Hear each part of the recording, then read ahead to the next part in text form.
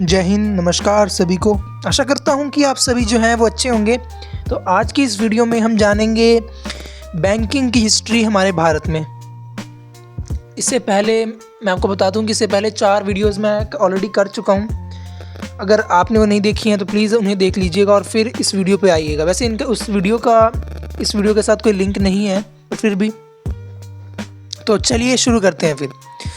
तो वैसे बैंकिंग का क्या था हमारी शुरुआत में हमारे भारत में। जैसे हम सभी जानते हैं कि एंशिएंट टाइम्स की बात करें तो उस समय भी जो है एक बार्टर सिस्टम रहता था। किसे यदि मान लीजिए किसी कोई चीज़ वस्तु चाहिए तो उसे किसी दूसरे व्यक्ति को कोई और वस्तु चाहिए तो वो आपस में जो है एक दूसरे के साथ जो है वो वस्तुएं जो है बदल लिया करते थे, जिससे क्या है उन दोनों की ज़रूरतें पूरी हो जाती थी।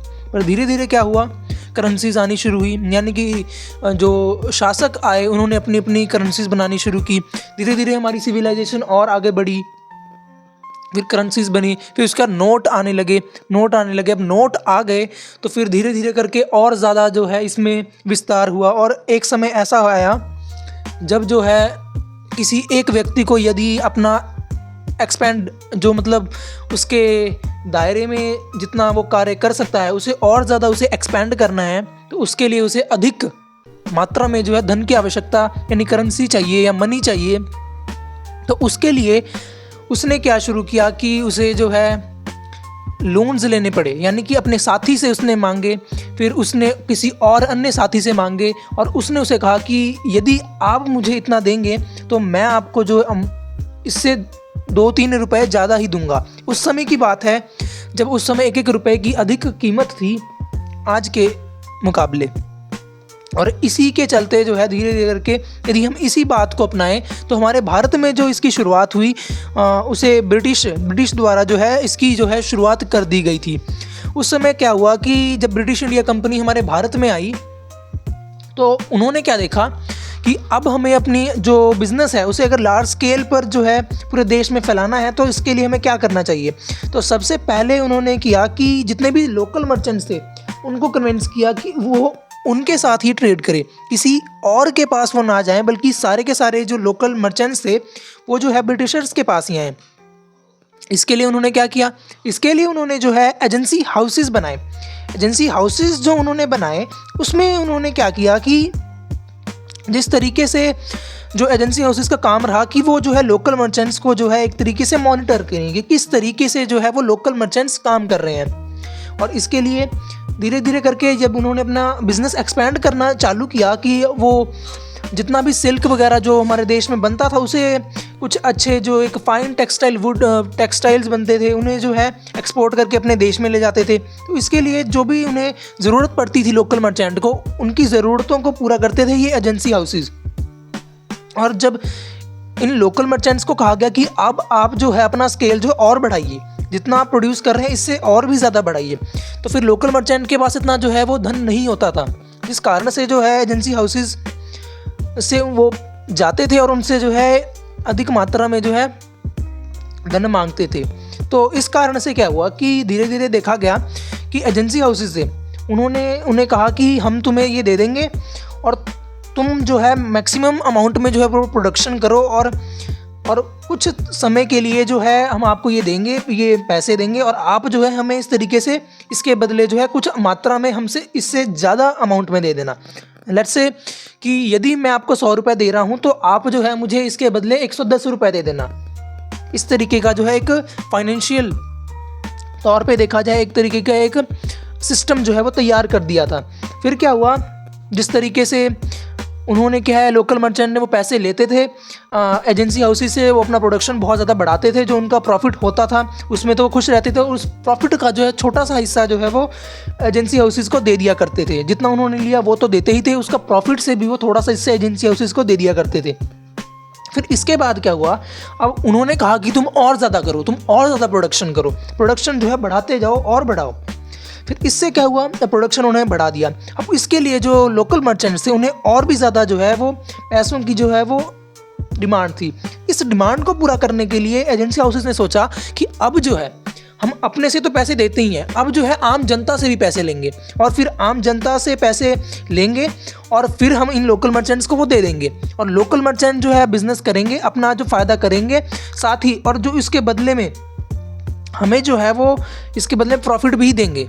इससे क्या हमारा ही फ़ायदा, और साथ ही हम ये चीज़ भी करेंगे, जो आम जनता होगी उनसे उन्हें कहेंगे कि तुम अपने पैसे दो, हमें दो, हम तुम्हें भी जो है वो कुछ अमाउंट का पैसा जो है तुम्हें रिटर्न कर देंगे। अरे ये सिस्टम जो हमने अभी आपको समझाया, ये कुछ आपको बैंक जैसा नहीं लग रहा? जी हाँ, आपने सही समझा कि इसी तरीके से जो है एक बैंकिंग सिस्टम जो है ब्रिटिशर्स ने हमारे देश में तैयार कर दिया था। लोकल मर्चेंट्स को पैसे देते थे ब्रिटिश, आम जनता से ब्रिटिश पैसे लेते थे, यानी कि जितना अमाउंट ऑफ इंटरेस्ट वो आम जनता को ब्रिटिशर्स जो है वो पे कर रहे थे, उससे जो है वो कहीं ज़्यादा पे जो है लोकल मर्चेंट से वो इंटरेस्ट लेते थे, इंटरेस्ट चार्ज करते थे। इस तरीके से क्या हुआ कि ब्रिटिशर्स का जो फ़ायदा है वो दोनों साइड से हो रहा था और आम जनता जो थी वो भी सही थी कि उन्हें भी जो है इंटरेस्ट मिल रहा था, यानी कि आम जनता का भी फ़ायदा हो रहा था और साथ ही साथ लोकल मर्चेंट्स भी, उन्हें पैसों की ज़रूरत थी, वो अपना अमाउंट ऑफ प्रोडक्शन वो बढ़ा रहे थे, ब्रिटिशर्स जो है दोनों साइड से जो है मुनाफा कमा रहे थे। इस तरीके से जो है हमारे देश में बैंकिंग का एक स्ट्रक्चर जो है वो तैयार हो गया। इसके बाद क्या हुआ कि 1806 में एक फर्स्ट वैलिडेटेड बैंक जो तैयार किया गया, बैंक ऑफ बंगाल नाम से। फिर इसके बाद 1840 में बैंक ऑफ मद्रास, 1843 में बैंक ऑफ बॉम्बे। आशा करूँगा कि आप ये जो चीज़ें मैंने एक्सप्लेन की आप समझे होंगे कि किस तरीके से जो है उस समय जो ज़रूरत थी उस तरीके से जो ब्रिटिशर्स ने सिस्टम इंट्रोड्यूस किया वैसा ही सिस्टम जो है आज हमारे देश में जो है वो चलता है। जैसे मान लीजिए आम इंसान को किसी पैसों की ज़रूरत है तो वो बैंक से लोन लेगा, अब जो बैंक है वो उससे इंटरेस्ट चार्ज करेगा, तो अपने कन्वीनियंस के हिसाब से जो है बैंक भी जो है वो किसी और फर्म को जो है वो पैसे दे देगा, जिसमें वो स्टॉक मार्केट या अलग अलग जो है फाइनेंशियल इंस्टीट्यूशंस में जो है वो पैसे लगाते हैं, जिससे उनका भी जो है मुनाफा हो जाता है और जिस समय किसी आम आदमी को यदि पैसे चाहिए होते हैं उसका भी जो है वो उस समय के लिए जो है फ़ायदा हो जाता है। इसी तरीके से जो है बैंक सिस्टम जो है तैयार हुआ। इसके बाद इसकी अगर कुछ ब्रीफ बैंक्स के बारे में मैं आपको बता दूं तो उसके बाद ऐसे 3 बैंक्स बताए गए, प्रेसिडेंसी बैंक्स रहे और इसके साथ साथ इन प्रेसिडेंसी बैंक्स को तो बना लिया गया। फिर जो एजेंसी बैंक्स थे, यानी कि जो ये एजेंसी हाउसेस थे जो वो लोकल मर्चेंट्स को जो वो मनी प्रोवाइड करते थे, उन्हें जो है वो धीरे धीरे उन दोनों के बीच जो है कंपटीशन तैयार हो गया। हालांकि दोनों जो थे एजेंसी बैंक्स और प्रेसिडेंसी बैंक्स, ये दोनों ब्रिटिशर्स द्वारा ही बनाए गए थे, पर एक इसमें जो एक चेंज जो था या उनमें डिफरेंस जो था वो ये था कि जो प्रेसिडेंसी बैंक्स थे वो भी उस समय इतने ज़्यादा रूप से जो है सुचारू नहीं थे और एजेंसी बैंक्स थे वो जगह जगह थे और इनकी जो ब्रांचेस थी हर जगह थी। फिर इसमें क्या हुआ, इसमें बदलाव ये आया कि प्रेसिडेंसी बैंक्स को जो है ब्रिटिशर्स चाहते थे कि वो प्रेसिडेंसी बैंक्स अधिक मात्रा में रहें, तो इससे क्या हुआ, एजेंसी बैंक्स जो थे धीरे धीरे जो है इनकी रेलेवेंस जो है वो ख़त्म होती चलेगी और प्रेसिडेंसी बैंक्स ने इन्हें टेक ओवर कर लिया और कुछ जो छोटे मोटे एजेंसी बैंक्स बच गए उन्हें जो है मर्ज करके जो है एक बड़ा बैंक बनाने की प्रयास भी किए, पर नहीं चल पाए, एजेंसी बैंक्स नहीं चल पाए। इस तरीके से जो है जिस तरीके से स्टार्टिंग जो सिस्टम था उसकी जो नींव रखी गई थी वो धीरे धीरे ख़त्म हुई और प्रेसिडेंसी बैंक्स ने जो है एजेंसी बैंक्स को ओवरटेक कर लिया। इसके बाद 1683 में मद्रास बैंक, 1770 में बैंक ऑफ हिंदुस्तान, 1860 में न्यू बैंक जो है वो स्टार्टेड किए गए। मतलब और भी कई तरीके के जो है वो बैंक्स थे वो विभिन्न प्रेसिडेंसीज में जो है वो सुचारू रूप से चलाए गए।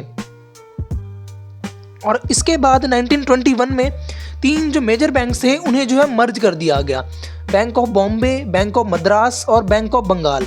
इन तीनों को जो है वो मर्ज किया गया और इंपीरियल बैंक जो है वो बनाया गया। इसके बाद 1934 में जो पहला भारत का जो सेंट्रल बैंक है जो आज भी है उसकी जो है वो स्थापना की गई।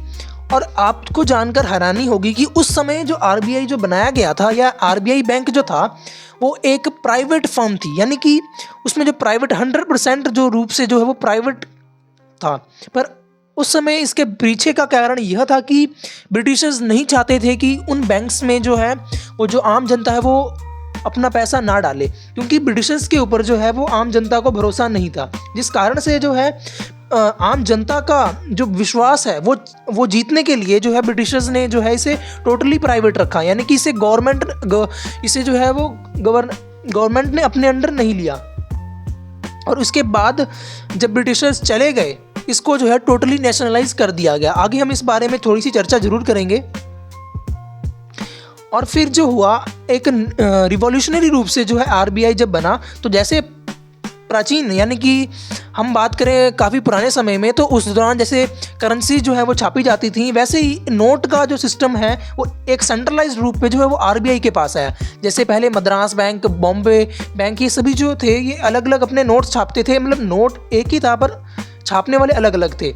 तो अलग अलग से जो एक बैंक छापने का जो एक पावर थी वो सारी आरबीआई को ही वो 1934 एक्ट में जो है वो दे दी गई थी। इसके 1949 में जो है आरबीआई को कम्प्लीटली जो है वो नेशनलाइज कर दिया गया। और फिर 1955 में एसबीआई एक्ट के ज़रिए जो इंपीरियल बैंक था उसे नेशनलाइज कर दिया गया। और SBI bank, state bank of India, वो हमारे भारत का पहला पब्लिक सेक्टर बैंक बना। और आरबीआई वो हमारा पहला सेंट्रल बैंक बना जो स्टार्टिंग में प्राइवेट से शुरू हुआ और बाद में कम्प्लीटली नेशनलाइज हो गया।